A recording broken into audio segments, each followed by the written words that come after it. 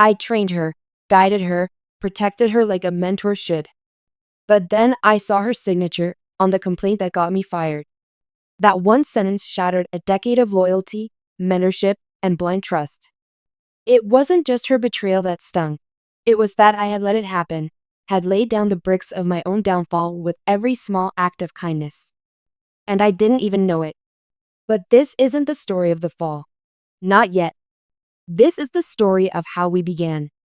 I met her on a Monday, the kind of gray, coffee-stained Monday that blurs into the other 100 like it.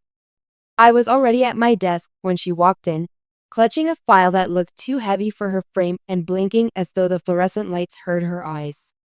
Hi, I was told to report to you. I'm the new intern. Her voice was soft, fragile almost. I looked up and saw her, wide eyes, nervous fingers, wearing a blazer 2 sizes too big. She didn't look ready for this world. This world of numbers, deadlines, power suits, and quiet knives. I gave her the tour. Showed her the kitchen that everyone forgot to clean. The meeting rooms that had names but no soul. I even joked about the printer that jammed every third job, as if that would make her feel less alien here. She laughed, barely. But that was something. The team didn't notice her much at first. They rarely did with interns. People came and went, but I did notice. Not just because she was assigned to me, but because I saw something in her, a mixture of desperation and potential, both screaming for someone to give her a chance. So I did. The first task I gave her was simple: reformat a spreadsheet. She took an hour longer than she should have. But she came back with not just the formatting fixed, but formulas optimized and conditional logic applied. I raised an eyebrow. You've done this before. She smiled nervously. I read ahead. Thought I'd try something extra. That's when it started. The shaping, the teaching, the guiding. Over the next few weeks, I taught her everything I knew. Not just about data. About survival. How to present without sounding apologetic. How to hold her ground when someone interrupted. How to dress for confidence even when she felt none. How to speak less, but say more. We'd stay late after others had gone home. She'd bring her notepad and pepper me with questions, everything from client psychology to why I always color-coded my dashboards. She was curious in a way that was addictive.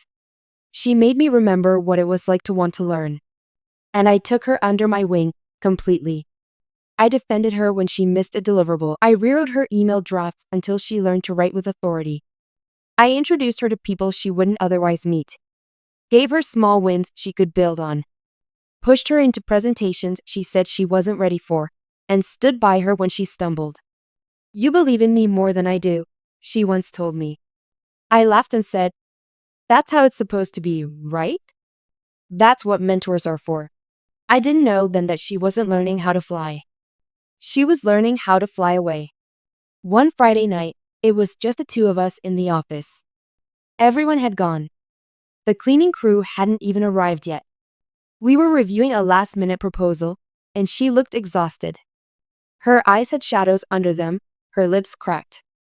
You don't have to stay this late, I told her. But she shook her head. I want to. You're teaching me things no one else would bother to. I smiled. That small warmth you feel when someone truly appreciates you? It bloomed in my chest like a reward. We ordered takeout, worked in silence for a while. And then she asked something strange. What made you stay here this long? I looked up. Here at the company? She nodded. I leaned back. I guess. I always felt like I had something to prove. And once I proved it, I stayed because it was mine. I built my place here. Brick by brick. She stared at me for a second longer than was comfortable. Then nodded, as if filing the answer away. I didn't know that same answer would be used against me later. That she'd repeat it in a boardroom, twisted into ambition gone wrong. I remember the day she got promoted. She came rushing into my office, eyes gleaming, waving the email on her phone. They gave me the project lead role. It's real. I stood up and hugged her. I was genuinely happy. There was no jealousy, no hidden resentment. I had helped her climb, and now she was rising. That was the dream, wasn't it?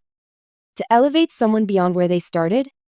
Later that evening, I sent a quiet email to HR backing her for a bonus. She didn't know. I never told her. She started getting invited to leadership meetings, sitting with executives I had worked for years to gain the trust of. I didn't mind at first. I told myself she deserved it, that she was good, that I had taught her well. But something changed. She stopped asking for advice. She stopped checking in. She stopped laughing at the jokes we used to share. And one day, I walked into the conference room and saw her sitting at the head of the table, leading a meeting I wasn't even invited to. I chalked it up to evolution. Things change. People grow. It didn't mean anything, right? But the look she gave me became colder, more calculated. The praise in her voice disappeared when she talked about me in front of others. Once, she corrected me, publicly, on a minor metric during a presentation. And the look she gave after, it wasn't smug. It was dominant. I brushed it off, made excuses for her in my head. She's under pressure. She's trying to prove herself. She doesn't mean it like that. But the truth was, I had created a monster. No, I had created a successor who no longer saw me as her guide. She saw me as an obstacle. And I, in my arrogance, never imagined she tried to remove me completely. There's one last moment that haunts me, more than the complaint, more than the firing. It was a normal day. We crossed paths at the elevator.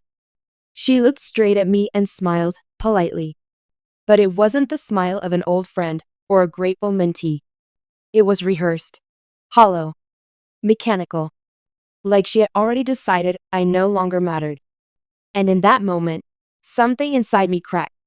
I didn't know why. I didn't know what. But something was wrong. I could feel it. I just didn't know how wrong it truly was, yet. I wish betrayal came like lightning, sudden, bright, loud. But it doesn't.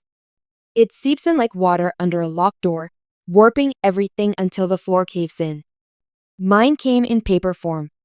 It was a Tuesday afternoon. Harmless, uneventful. I had just returned from a client site and found a sealed envelope on my desk with my name scribbled in black ink. No label, no sender.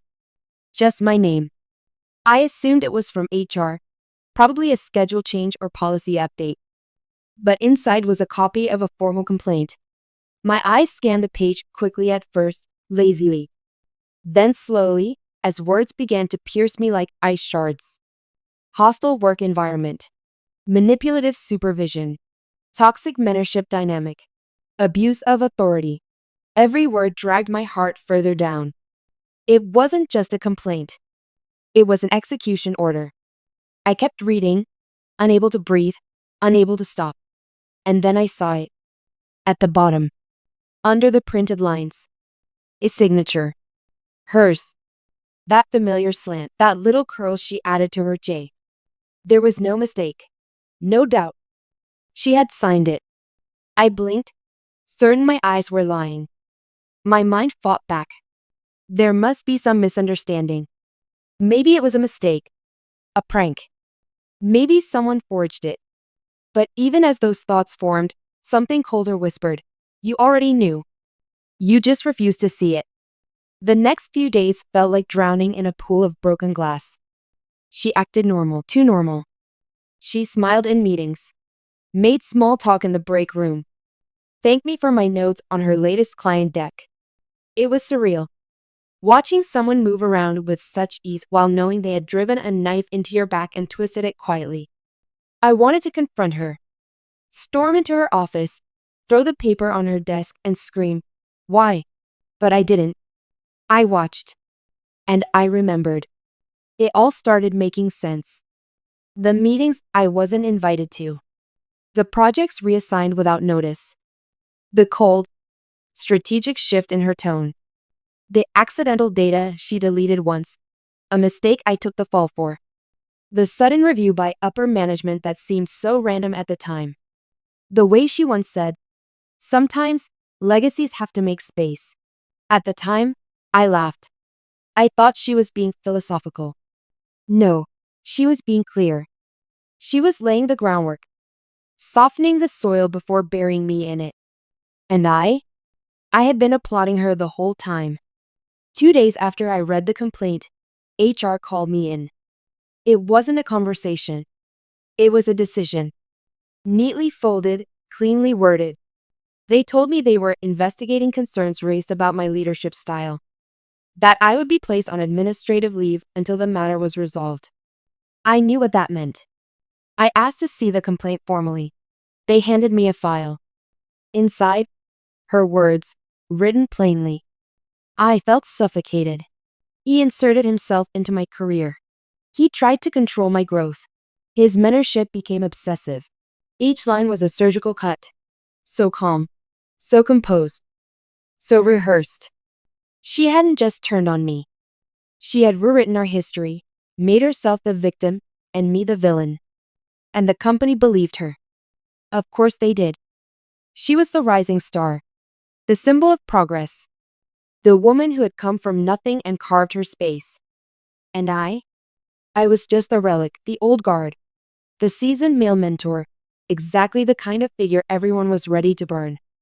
No one asked me what really happened. No one asked about the emails I sent praising her, the nights I stayed late to help her, the promotion I pushed for, the money I gave her when she had none, the fact that I had never, not once, spoken to her with anything but respect. But that didn't matter. Narrative did, and she controlled it now.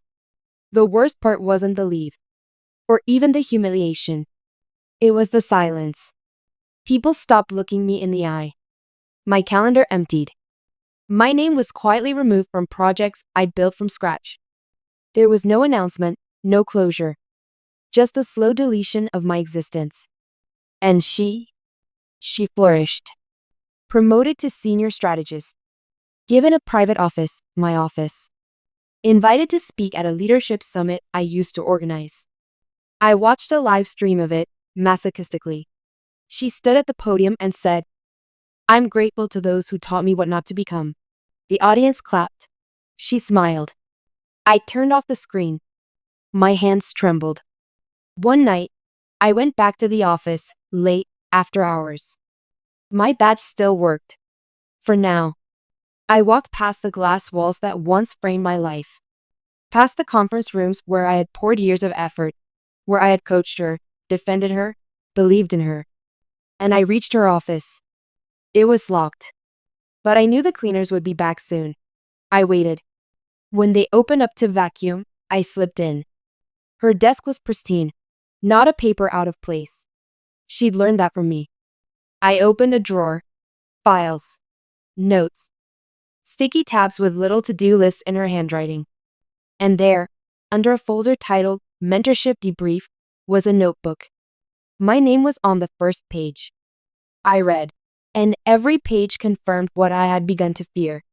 Notes on my behavior, my patterns, meetings I had led, comments I had made, even kind ones, twisted to look inappropriate.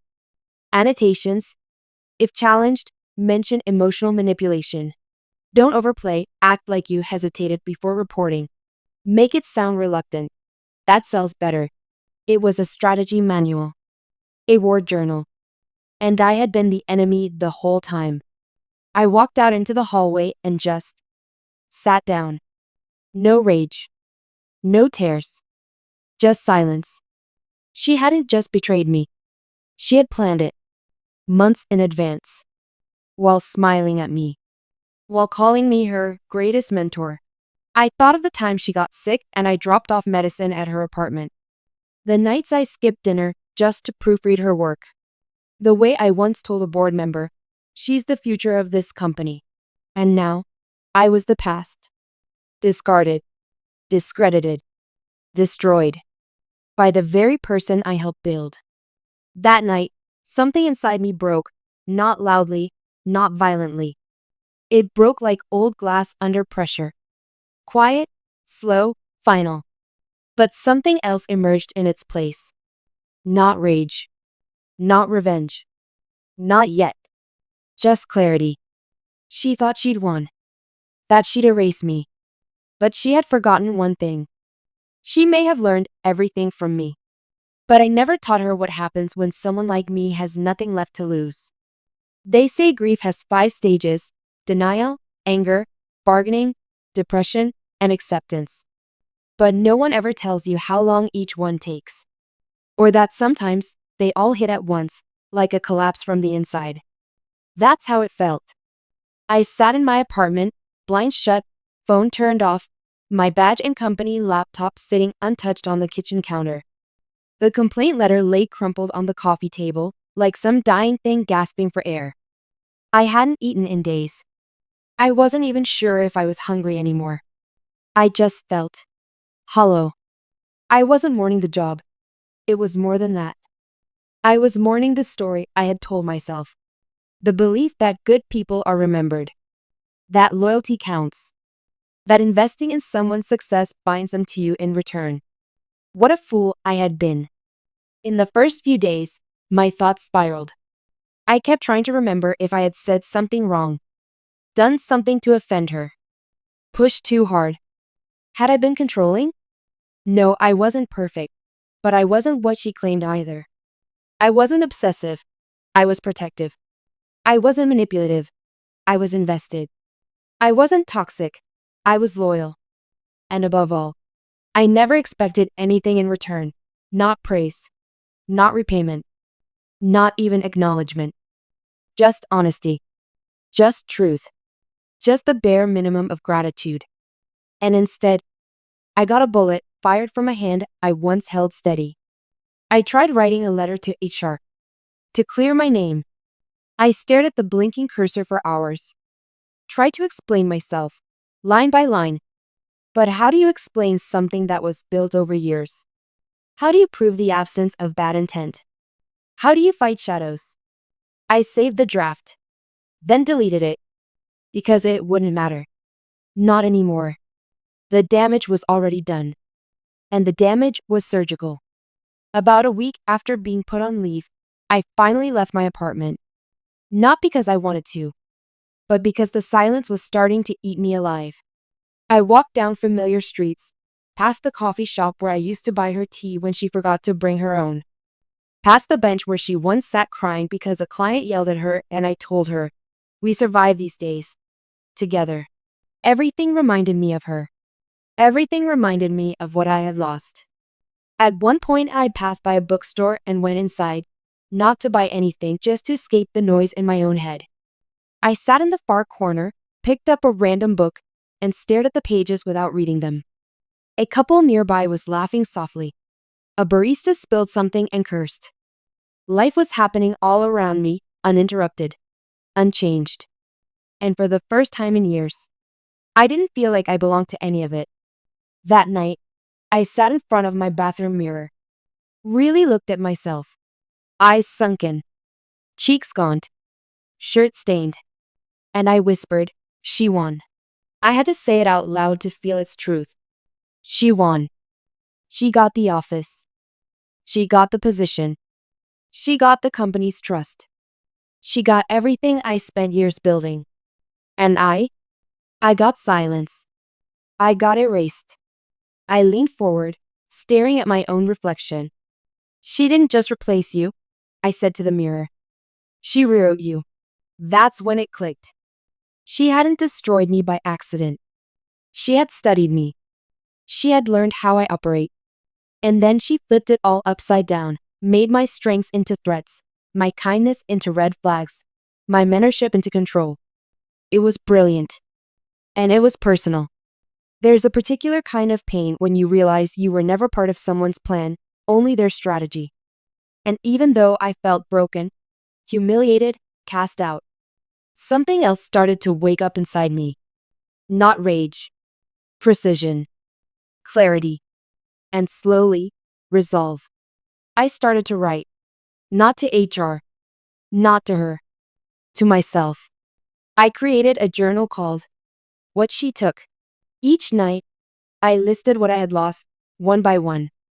My position, my team, my name in the quarterly reports, my trust in mentorship, my sense of self. And below each one, I wrote something else. What she didn't take: my knowledge, my network, my archives, my receipts, my memory. She thought she had destroyed me. But what she didn't realize is, when you erase someone, you don't get rid of them. You unleash them. I started going through my old backups. Every report I ever built. Every project I had managed. Every chat log. Every email. Every audit trail. Not to attack her. Not yet. But to rebuild myself.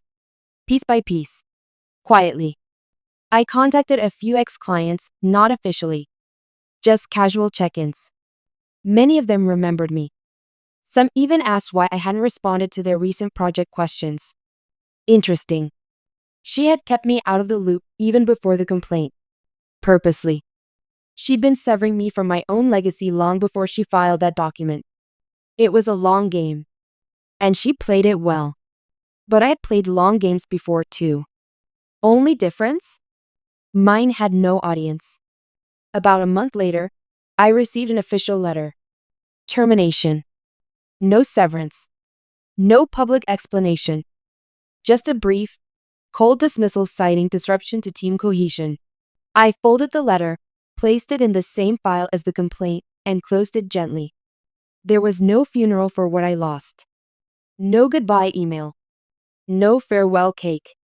Just deletion. I stared at the final line for a long time. We wish you the best in your future endeavors. Future endeavors. The irony. They had no idea what I was about to become. Later that night, I sat by my window, city lights blinking like cold stars. I thought of her, probably sitting in my old chair, sipping coffee from the mug I left behind, smiling as she planned her next rise. But she had made one fatal mistake. She assumed this was the end of my story. She forgot who taught her to climb, who taught her to think 3 moves ahead, who taught her to stay silent until the timing was perfect. She stole my crown, thinking it would silence the king. But I was never the king. I was the architect. And I still remembered where every beam was buried. Revenge isn't loud. It doesn't wear rage like armor or shout its name across rooftops. Real revenge is quiet, surgical, precise. And when it begins, no one even knows they're bleeding until it's too late. She thought she had written me out. But I wasn't a chapter. I was the blueprint. And I knew every weakness she had because I was the one who taught her to hide them. So I didn't scream. I didn't beg. I got to work. The first step was rebuilding my contacts, not from the company directory, but from memory. Every client I had earned. Every analyst I trained. Every consultant who once said, "You're the only one who makes sense in this place." I reached out to them personally, not for sympathy, but to plant seeds. "Hey, just checking in. Hope the last campaign worked out. If you ever need data insight or strategic consultation again, I'm around." I didn't say what had happened. I didn't mention her name. But I knew word would spread. And it did. Subtle things started shifting. People stopped returning her calls.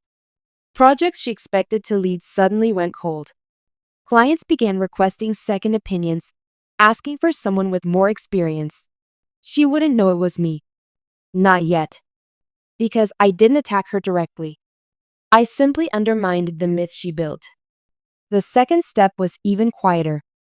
I launched my own analytics firm, a boutique consultancy with a specialty in executive rescue, fixing failing data strategies mid-flight. I called it Northline because when you lose everything, you need a direction that never changes. I built the site in a week. I wrote every word myself. Did the branding, the pitch deck, the service list. I kept it sleek, professional, sharp. Then I pulled out the real asset, my archive. Years of templates, dashboards, proprietary formulas, automation scripts I had created with my own hands and never copyrighted under the company's name. They had used my brain, but they never bought my mind. Within a month, I had my first 3 clients. One of them, a competitor of my old company. When they found out I was available, their response was instant. We've been waiting. She didn't know, of course. But I did smile at the irony. She fired me from one side of the battlefield, and now I was feeding the other. The third step was the most dangerous and the most satisfying. You see, before I left, I downloaded one folder. Just one. It was publicly available within the company. Nothing confidential. But it was telling. A project schedule spreadsheet.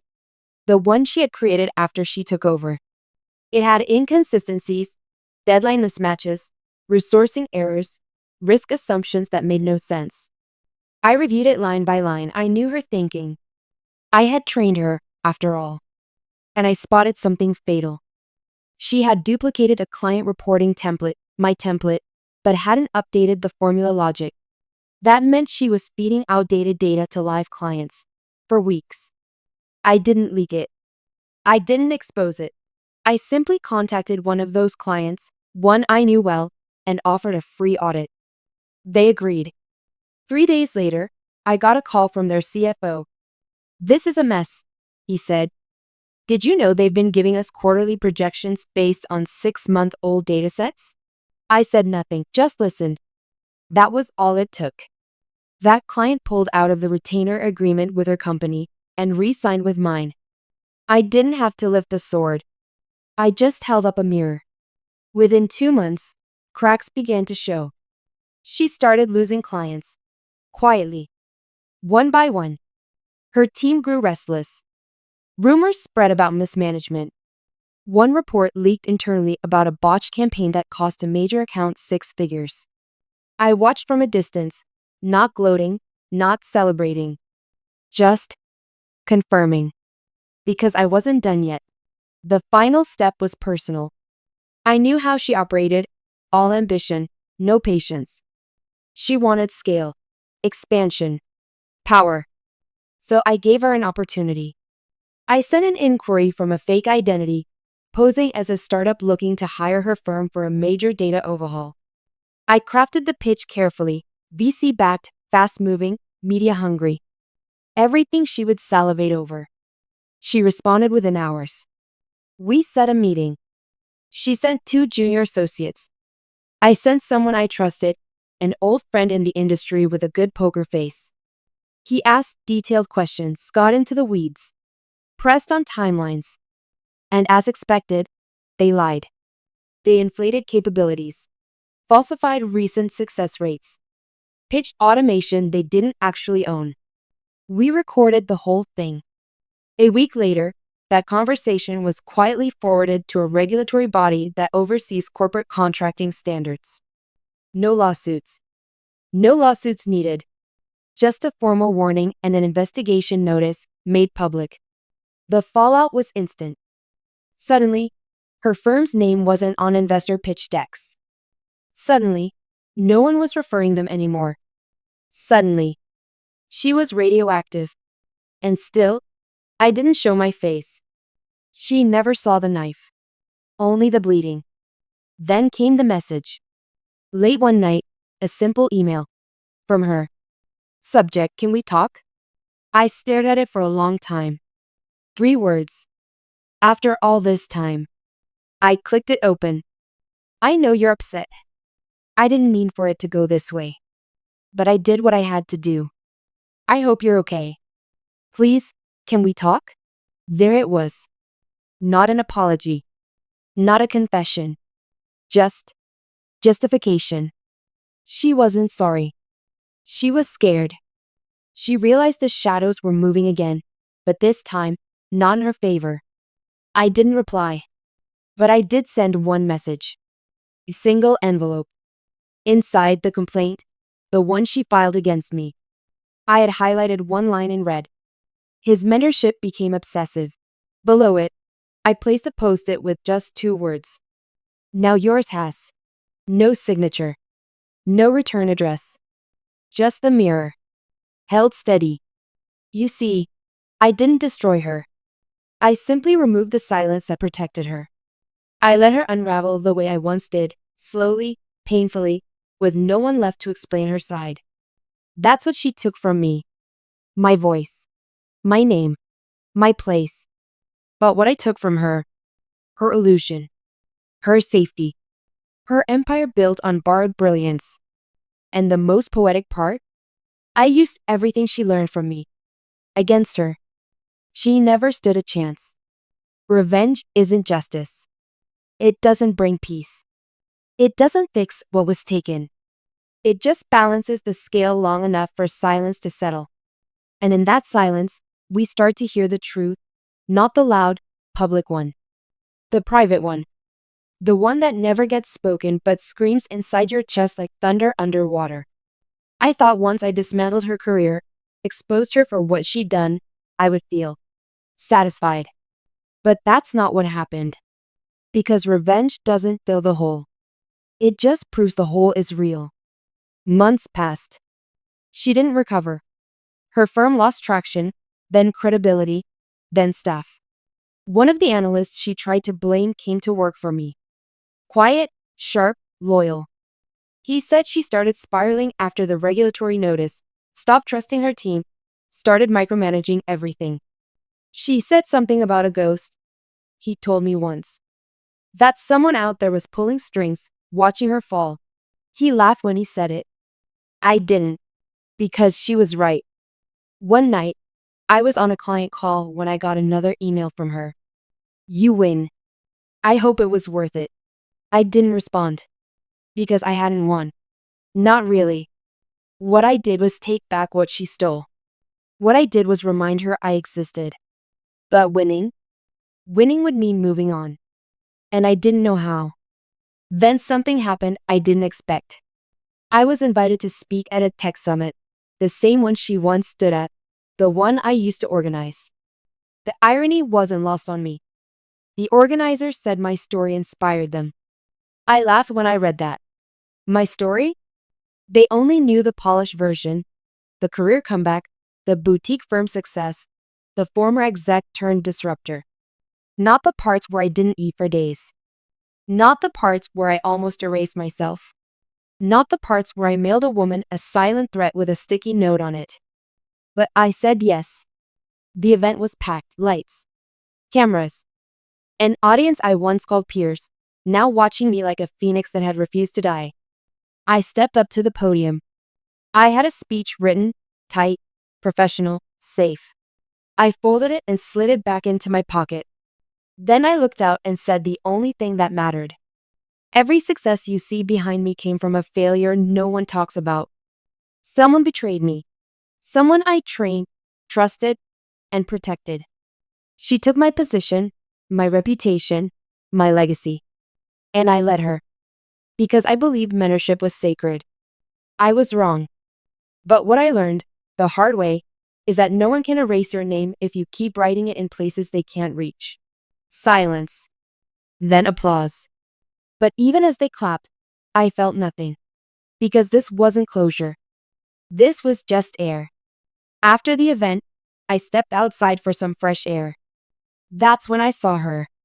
Standing near the edge of the parking lot, alone. Watching. We locked eyes. She didn't smile. Neither did I. But she walked over. She looked different. Tired. Smaller somehow. Not physically, just less. Congratulations, she said. I nodded. There was a long pause. Then she said, I didn't expect you to survive it. Her honesty startled me more than her betrayal ever did. I did more than survive, I said. She swallowed. I know. Everyone knows. They think you're a genius. I'm not. You're something else then. Something I didn't see coming. There was another long silence. Then she reached into her bag and handed me something, a flash drive. What's this? I asked. She looked at me. Everything. The real documents. The proof. About what I did. If you ever want to take it further. I didn't take it. She frowned.